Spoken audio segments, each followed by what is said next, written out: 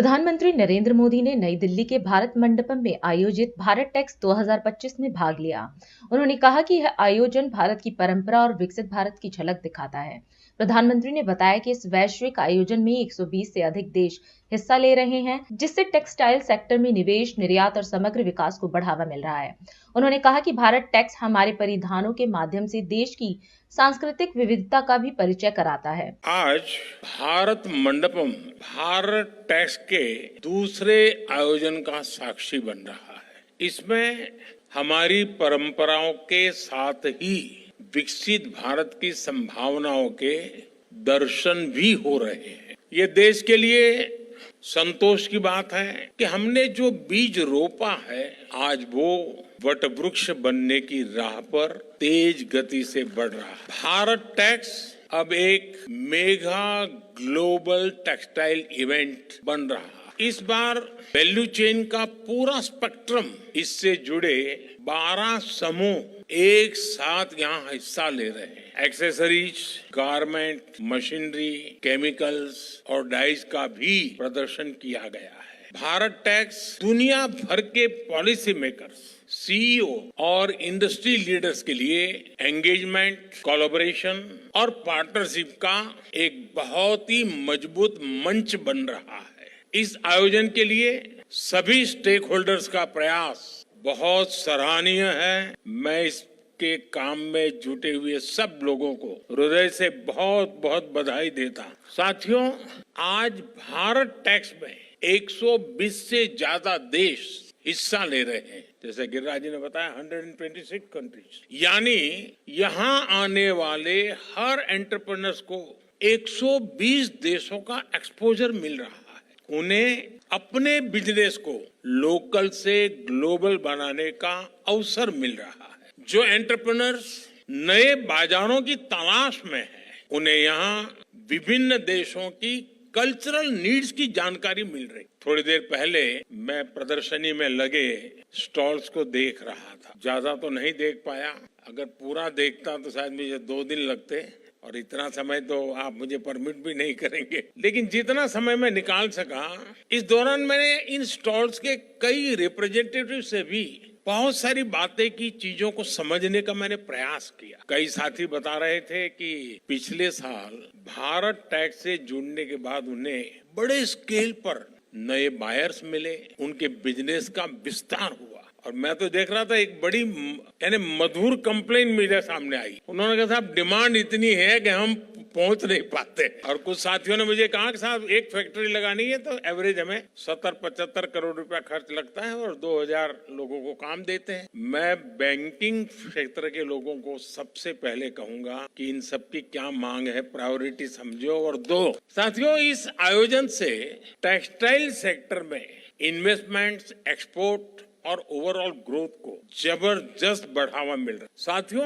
Bharat tax के इस आयोजन में हमारे परिधानों के जरिए भारत की सांस्कृतिक विविधता के भी दर्शन होते हैं। पूरब से पश्चिम, उत्तर से दक्षिण, हमारे यहाँ कितने तरह के पारंपरिक परिधान है। एक एक परिधान के कितने कितने प्रकार है।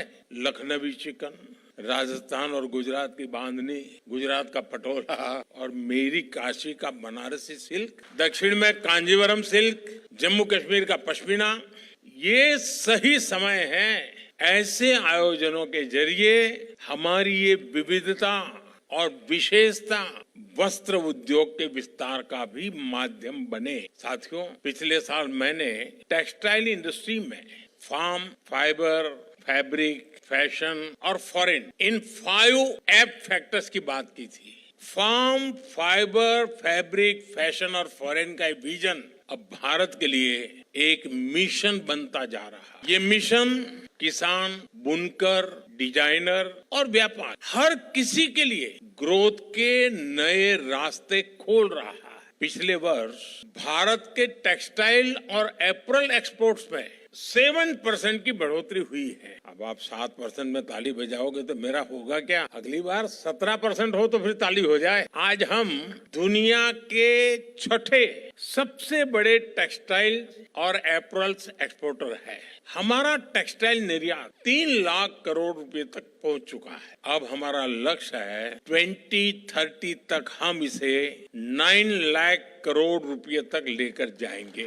मैं भले बोलता यहाँ हूँ ये 2030 की बात, लेकिन आज जो मैंने वहाँ जो मिजाज देखा है तो मुझे लगता है कि शायद आप मेरा आंकड़ा गलत सिद्ध कर देंगे और 2030 के पहले ही काम पूरा कर देंगे। साथियों, इस सफलता के पीछे पूरे 1 दशक की मेहनत है, 1 दशक की कंसिस्टेंट पॉलिसी है।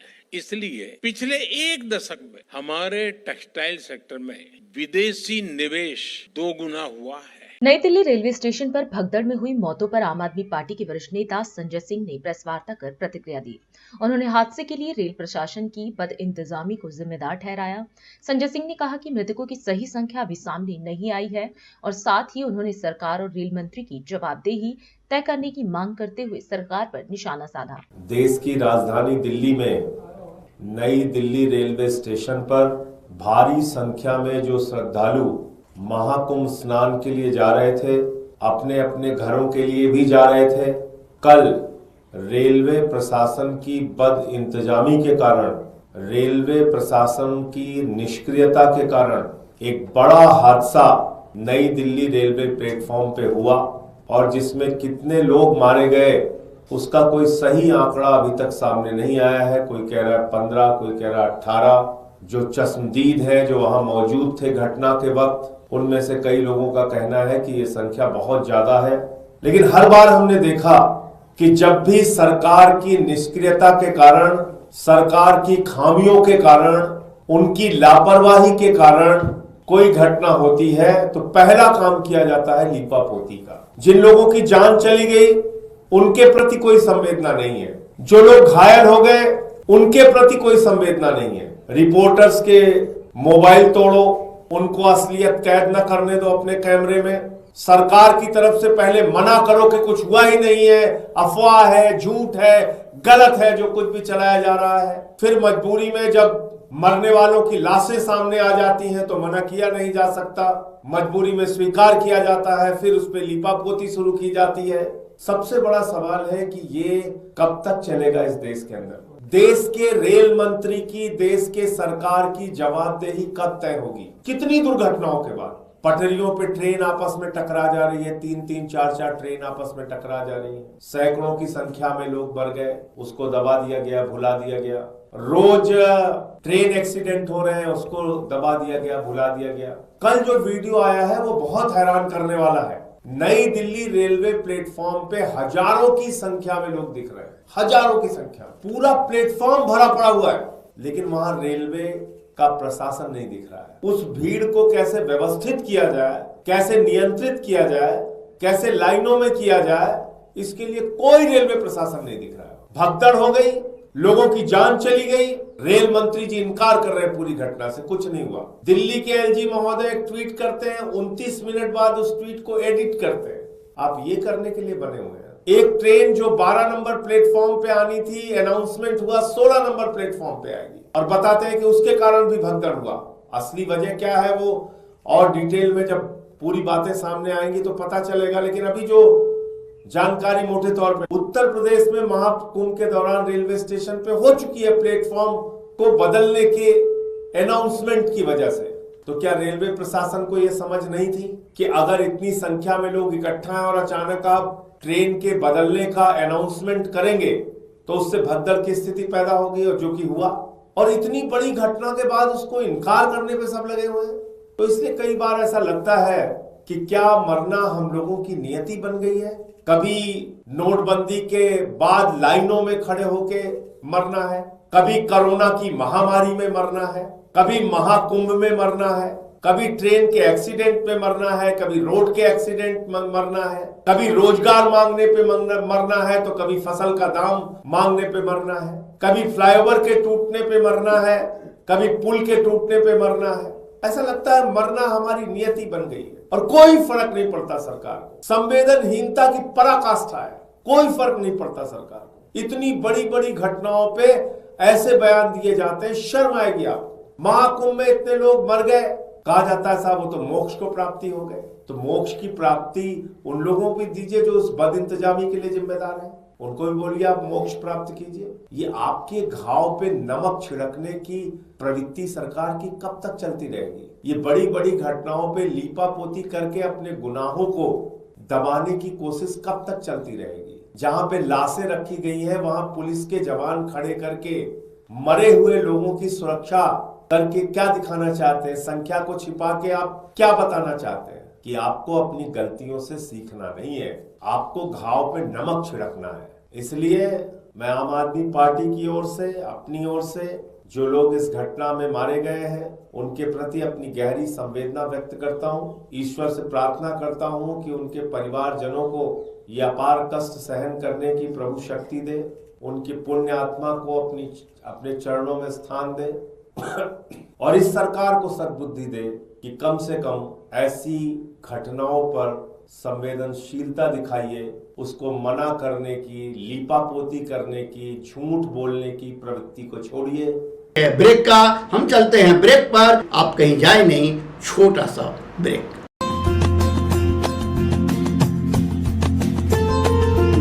Kamal Buildtech Private Limited, fulfilling promises. With our professional team and experience of delivering projects, in past we guarantee you peace of mind and top quality work in an affordable price. Shreya Furnishing wishes you a very happy new year. Our company is the biggest wholesale showroom in India with the finest fabric catering to all segments of the market. Visit our shop 1/88 WHS Timber Market, Kirtinagar, New Delhi. Powered by Kamal Buildtech Private Limited, fulfilling promises. With our professional team and experience of delivering projects, in past we guarantee you peace of mind and top quality work in an affordable price. और अधिक खबरों के लिए आप हमारे YouTube channel दैनिक India दर्पण को अभी सब्सक्राइब करें और नोटिफिकेशन के लिए बेल आइकन को प्रेस करना ना भूलें। राष्ट्र सर्वप्रथम की बात कार्यक्रम में ब्रेक के बाद एक बार फिर आप सभी राष्ट्रवासियों का स्वागत। प्रधानमंत्री नरेंद्र मोदी ने शनिवार रात को नई दिल्ली रेलवे स्टेशन पर भगदड़ जैसी स्थिति में जान गंवाने वाले लोगों के प्रति संवेदना व्यक्त की। दिल्ली के उपराज्यपाल वीके सक्सेना ने कहा कि शनिवार रात नई दिल्ली रेलवे स्टेशन पर अव्यवस्था और भगदड़ के कारण लोगों की मौत और घायल होने की घटना दुर्भाग्यपूर्ण एवं दुखद है। विपक्ष के नेता और कांग्रेस सांसद राहुल गांधी ने नई दिल्ली रेलवे स्टेशन पर मची भगदड़ में 18 लोगों की मौत पर सरकार और रेलवे की आलोचना की।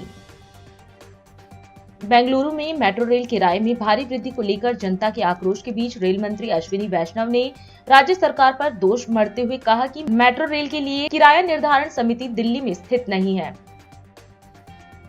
केंद्रीय सतर्कता ने केंद्रीय लोक निर्माण विभाग को दिल्ली के 6 फ्लैगस्टाफ रोड स्थित बंगले के विस्तार के लिए संपत्तियों की कथित विलय और इसकी साज सज्जा पर हुई खर्च की विस्तृत जांच करने का निर्देश दिया।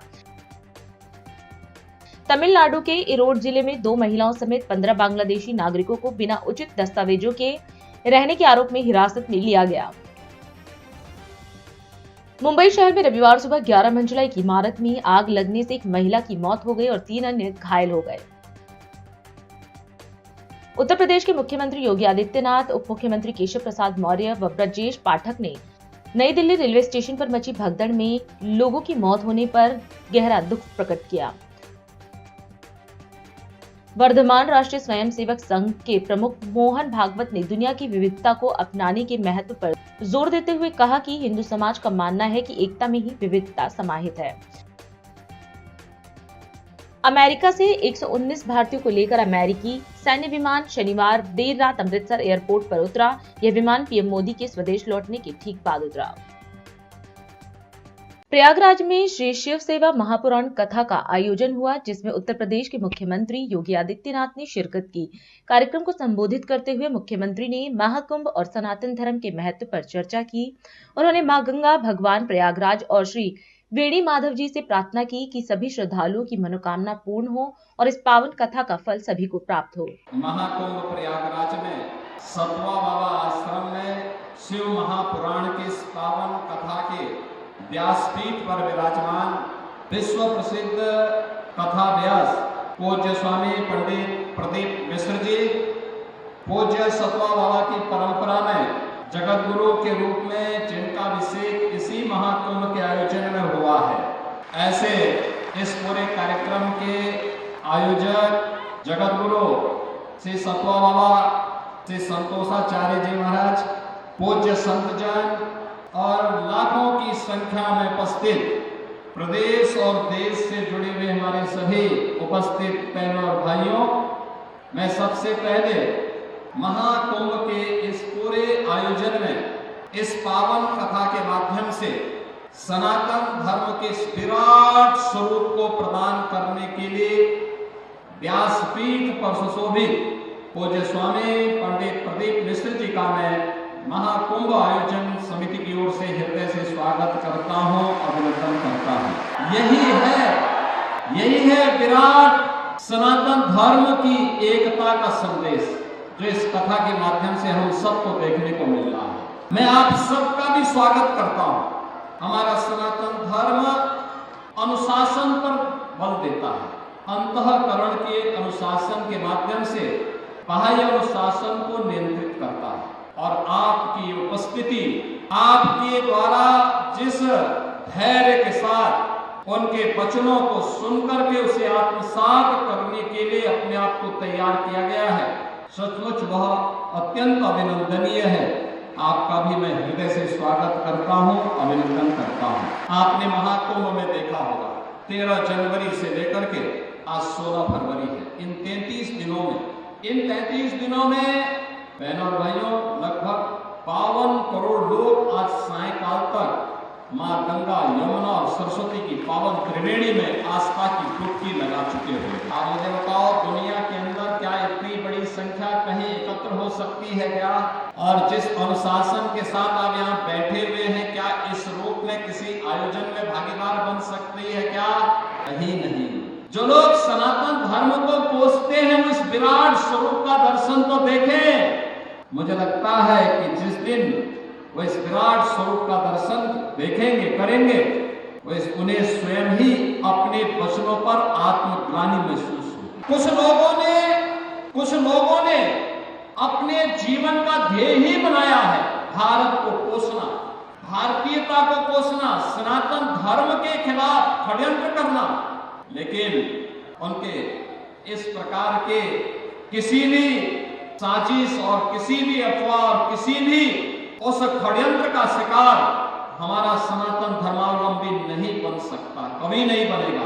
वे हमेशा मोती खाए हैं, आगे भी खाएंगे। लेकिन बहनों और भाइयों, महाकुंभ प्रयागराज ने एकता का जो संदेश दिया है, ये पूरे देश के लिए, पूरी दुनिया के लिए संदेश है, हम सब के लिए भी। और वह संदेश एक ही है कि महाकुंभ का संदेश या महाकुंभ से संदेश एकता से ही अखंड रहेगा यह देश, एकता से ही अखंड रहेगा यह देश। हम सबकी एकता इस देश की अखंडता का आधार बने। और भारत अखंड है, सुरक्षित है, तो हम भी उसमें सुरक्षित हो जाते हैं। हमारे धर्मस्थल सुरक्षित रह जाते हैं, हमारे पर्व और त्योहारों की परंपरा सुरक्षित रह जाती है, हमारे मठ और मंदिर, हमारा धर्म सुरक्षित हो जाता है, हमारी बेटियां, हमारी बहनें सुरक्षित हो जाती हैं। और उसी सुरक्षा के साथ जोड़ने के लिए हमें एकता के संदेश के साथ जुड़ना होगा।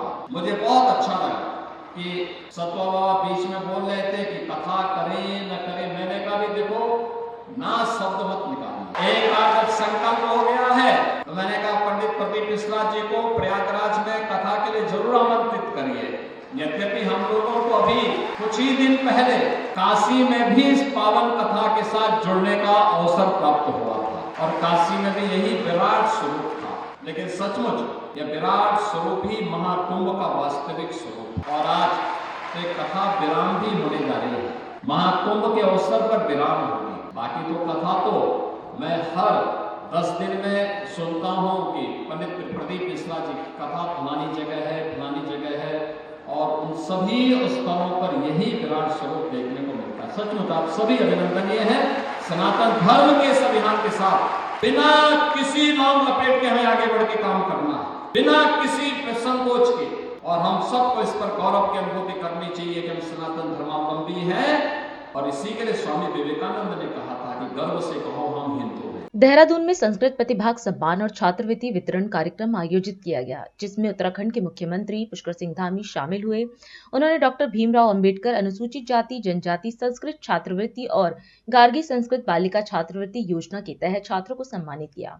सीएम ने संस्कृत भाषा के महत्व पर जोर देते हुए बताया कि प्रदेश के सभी 13 जिलों में संस्कृत ग्राम विकसित करने की योजना पर काम हो रहा है। साथ ही संस्कृत के प्रचार प्रसार के लिए उत्तराखंड संस्कृत अकादमी हरिद्वार द्वारा भी महत्वपूर्ण कार्य किए जा रहे हैं। आज मुझे इस विशिष्ट संस्कृत छात्र प्रतिभा सम्मान समारोह में हमारी गौरवशाली परंपरा के आप सभी ध्वजवाहकों के बीच उपस्थित होकर अत्यंत ही हर्ष की अनुभूति हो रही है। आप सभी हमारी सांस्कृतिक परंपरा की मसाल को पुनः जागृत करने का अद्वितीय कार्य कर रहे हैं। इसके लिए मैं आप सभी को हृदय से आप सबका आभार व्यक्त करता हूं। मैं आज इस कार्यक्रम में सम्मानित होने वाले सभी विद्यार्थियों को भी हार्दिक बधाई देता हूं, शुभकामनाएं देता हूं और उन सभी के उज्जवल भविष्य की कामना करता हूं। इस प्रकार का कार्यक्रम न केवल संस्कृत भाषा के गौरव को पुनः स्थापित करने की दिशा में एक प्रयास सिद्ध होगा, बल्कि आने वाली पीढ़ियों में संस्कृत भाषा के रुझान के लिए भी, पीढ़ी दर पीढ़ी इस भाषा को आगे बढ़ाने के लिए भी बहुत महत्वपूर्ण भूमिका निभाते हैं। अच्छा होता कि मैं भी आपसे संस्कृत भाषा में ही संवाद करता, पर मैं अपने आप को इसमें पूरी तरह से आधा बोलूं आधा न बोलूं अच्छा नहीं लगता, इसलिए मैं आपसे हिंदी भाषा में ही मैं अपने विचार रखना चाहूंगा। संस्कृत भाषा अन्य भाषाओं की भांति केवल अभिव्यक्ति साधन मात्र नहीं है, बल्कि हमारी संस्कृति, परंपरा, ज्ञान और विज्ञान इस सब का मूल आधार है। आदरणीय प्रधानमंत्री जी का भी विशेष हमेशा प्रयास रहता है कि हमारे काम संस्कृत भाषा में भी आगे बढ़े। कंप्यूटर अगर कोई भाषा समझता है सबसे ज्यादा आसानी से, तो भाषा हमारी देववाणी संस्कृति है। जैसा अभी गैरोला जी बता रहे थे, सनातन संस्कृति के इतिहास और वैदिक काल को देखें तो हमारे समस्त वेद, पुराण और उपनिषदों की जो रचना है वो संस्कृत में की गई है। संस्कृत भाषा अनादि और अनंत है और माना जाता है कि संस्कृत का आविष्कार देवताओं ने किया, इसीलिए इसे देववाणी भी कहा जाता है। संस्कृत की व्यापकता का प्रमाण इस बात से लगाया जा सकता है कि आयुर्वेद से लेकर योग तक, दर्शन से लेकर गणित तक, साहित्य से लेकर विज्ञान तक और खगोल शास्त्र से लेकर शल्य चिकित्सा तक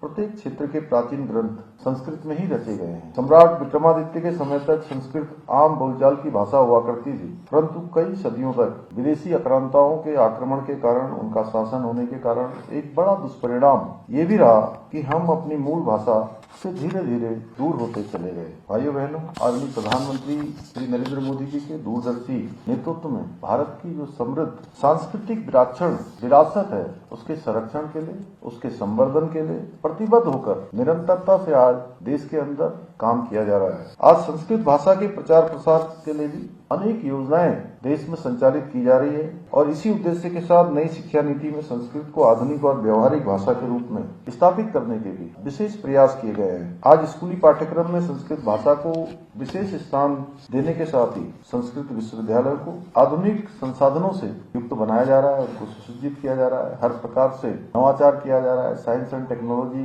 के साथ उसको आगे बढ़ाने का प्रयास किया जा रहा है। एक और जहां संस्कृत साहित्य को ऑनलाइन प्लेटफॉर्म पर उपलब्ध कराया गया है, वहीं ई संस्कृत शिक्षण प्लेटफॉर्म, संस्कृत ऐप्स विकसित करने पर भी विशेष बल दिया जा रहा है। इसके अतिरिक्त विभिन्न राज्यों में संस्कृत ग्राम भी स्थापित किए जा रहे हैं, जहां लोग अपने दैनिक जीवन में संस्कृत का उपयोग कर रहे हैं। कर्नाटक के मट्टूर गांव का उदाहरण हमारे सामने है, जहां आज भी संपूर्ण जनजीवन संस्कृत भाषा में चलता है। इतना ही नहीं, हाल में केंद्र सरकार ने एक महत्वपूर्ण पहल के तहत लोकसभा की कार्रवाई का अनुवाद एआई के माध्यम से संस्कृत भाषा में किए जाने की शुरुआत की है। मुझे विश्वास है कि एआई के माध्यम से संस्कृत भाषा के ज्ञान का प्रसार हो सकेगा। भाइयों बहनों, देवभूमि उत्तराखंड सदियों से संस्कृत अध्ययन और शोध का केंद्र रहा है। ऋषि मुनियों की ये तपस्वी रही है, अध्यात्म और योग का केंद्र बिंदु भी यही भूमि रही है। आदि शंकराचार्य से लेकर अनेक ऋषि मुनियों ने इस भूमि में तपस्या की और संस्कृत ग्रंथों की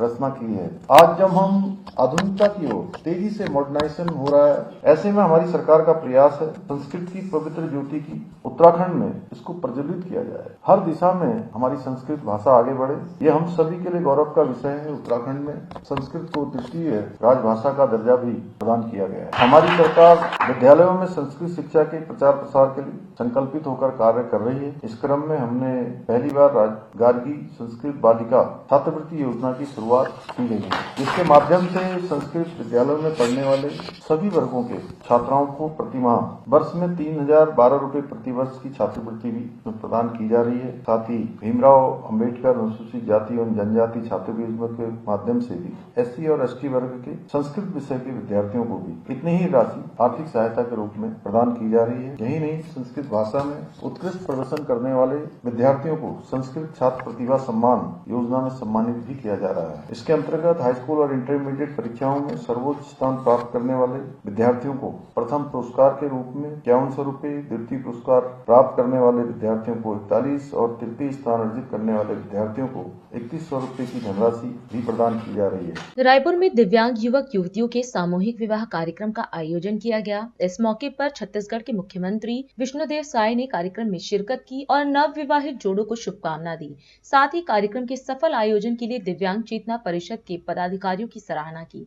आपको बता दें कि यह कार्यक्रम पिछले 25 वर्षों से आयोजित किया जा रहा है। आज हमारा परम सौभाग्य है कि ऐसे धार्मिक अनुष्ठान हम कहेंगे, इसमें आप सब लोगों के बीच उपस्थित हैं। हम लोग रोज अनेकों कार्यक्रम में शामिल होते रहते हैं, लेकिन इस तरह का पुण्य का ये कार्यक्रम, ये धार्मिक अनुष्ठान हम कहेंगे, ऐसे में शामिल होने का बहुत कम अवसर आता है और इसके लिए हम अपने को बड़ा सौभाग्यशाली समझते हैं। और ये अवसर प्रदान करने के लिए हमारे परिषद के जो संयोजक हैं आदरणीय वीरेंद्र पांडे जी, जो स्वयं परिषद के पदाधिकारियों के साथ निमंत्रण देने आग्रह करने CM हाउस आए थे, उनका बहुत बहुत आभारी हैं, जिनके कारण आज ऐसा अवसर हमको मिला है। और हम इस अवसर पर 31 जोड़ी जो हमारे बेटा बेटी आज दाम्पत्य सूत्र में बंध कर नया जीवन शुरू कर रहे हैं, उनको बहुत बहुत आशीर्वाद देते हैं, उनके उज्जवल भविष्य की कामना करते हैं, उनका जीवन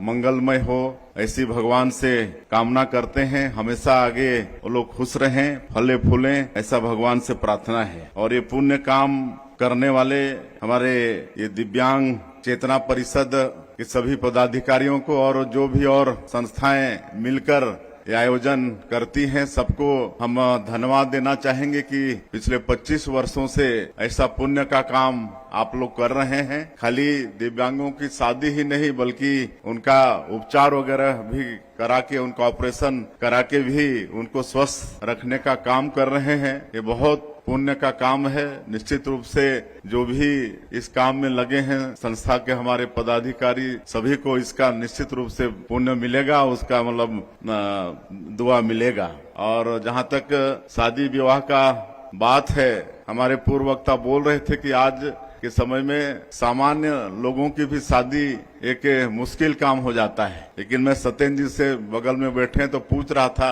कि आप लोग खाली शादी कराते हैं कि इसके पहले भी संबंध बनाने में भी सहयोग करते हैं? तो बता रहे थे कि साल में एक बार युवक युवती परिचय सम्मेलन भी कराते हैं और सबका बायोडाटा लेके और प्रयास करते हैं। और वो बोल रहे थे कि वो जो बरेली से एक जोड़ी आई है उसका संबंध हमने कराया है। तो ये तो बहुत ही और मतलब पुण्य का काम है। आजकल सार्वजनिक शादियां बहुत हो रही हैं, लेकिन आप लोग तो उसके भी आगे जाके इस तरह से प्रयास करके, परिचय सम्मेलन करके बायोडाटा उपलब्ध करा के ये सब प्रयास करते हैं, तो बहुत ही पुण्य का ये काम है। आप सब लोग इसको करते रहिए। और जहाँ तक मैं ग्रामीण क्षेत्र से आता हूँ, गांव का एक किसान परिवार से हूँ, तो आज तो दिन दुनिया बहुत बदल गया। पहले तो ऐसी स्थिति थी जब छत्तीसगढ़ राज्य नहीं बना था और छत्तीसगढ़ बन भी गया था, तो शुरुआती के दिनों में यहाँ शादी ब्याह की चिंता तो छोड़िए, पेट की चिंता लोगों को होती थी। 2 जून की रोटी की चिंता होती थी, लोगों को खाने को कुछ नहीं मिलता था। तो हमारे ग्रामीण क्षेत्रों में कोदो, कुटकी, महुआ ये सबको खाते थे। और कभी कभी किसी परिवार को ये भी नसीब नहीं होता था तो बच्चे उपवास सोते थे। आप लोगों को ये भी मालूम होगा, हमारे पुराने लोगों को, कि पहले लोग भूख से भी मर जाते थे। तो यही स्थिति थी। तो उस समय शादी, और वो भी बेटी की शादी, ये तो बहुत मतलब तकलीफ दे बात हो जाती थी। हम लोग किसान परिवार हैं, तो हम लोगों के यहाँ बहुत से लोग आते थे कि हमको बेटी की शादी करना है, तो हमको साल भर के लिए। आज हम इस कार्यक्रम में आपसे विदा लेते हैं। आप अन्य खबरों के लिए बने रहे। राष्ट्र सर्वप्रथम, वंदे मातरम, जाग उठा है भारत। राष्ट्र सर्वप्रथम